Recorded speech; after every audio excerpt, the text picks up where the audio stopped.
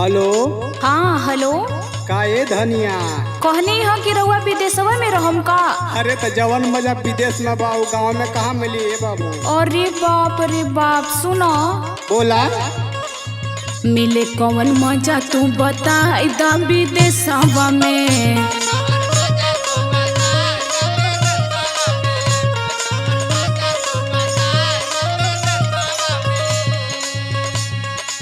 ओ मजा मिले ना कसैया अपना देशवा में। ओ मजा मिले ना कसैया अपने देशवा में। मिले कौन मजा तू बता दा विदेशवा में।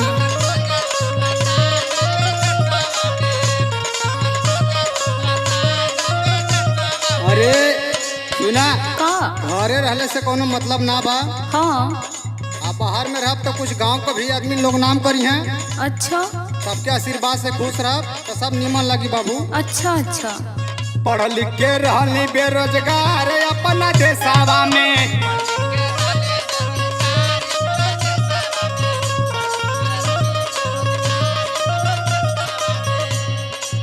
मिलल पगार बढ़िया आ गईली विदेशवा हो आ गईली विदेशवा में। पढ़ लिख के रहली बेरोजगार अपना देशवा में।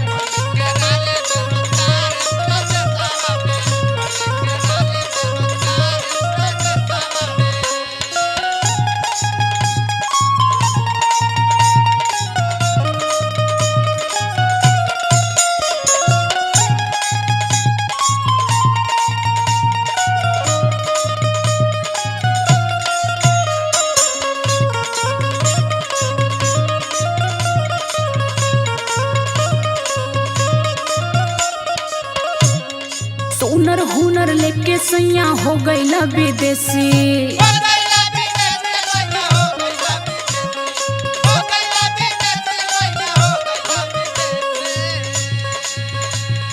कौना कारण से उहवा पर पैसा मिले बेसी।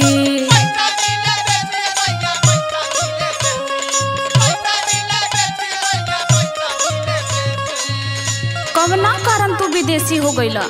इतना ज्यादा पैसा तो के मिले लगल वहाँ। काहे न मिली रे बढ़िया पगार है। सुनो हुनर हुनर लेके सैया हो गईला विदेशी। कौना कारण से वहाँ पर पैसा मिले बेसी। बानी परेशान जिंदगी पड़ल बा कॉलेजवा में। बानी परेशान जिंदगी पड़ल बा कॉलेजवा में। मिले कौन मजा तू बता दा विदेशवा में।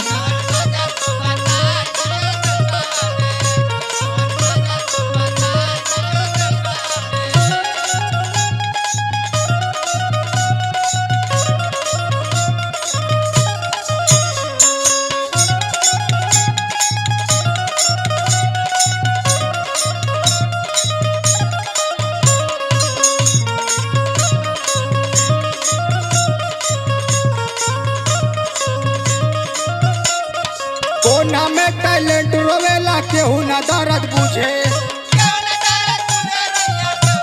केहू ना बुझे ये धनिया।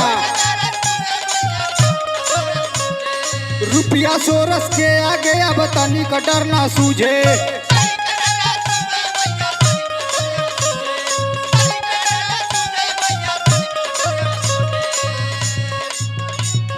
कोना में टैलेंट रोवेला केहू ना दर्द बुझे।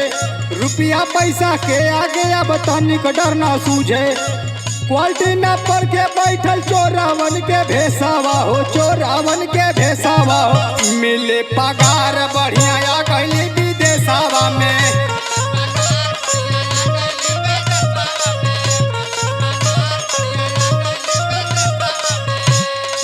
मिले कौन मजा तू बता दा विदेशवा में। मिले पगार बढ़िया आ गईली विदेशवा में। मिले कौन मजा तू बता दा विदेशवा में। मिले पगार बढ़िया आ गईली विदेशवा में।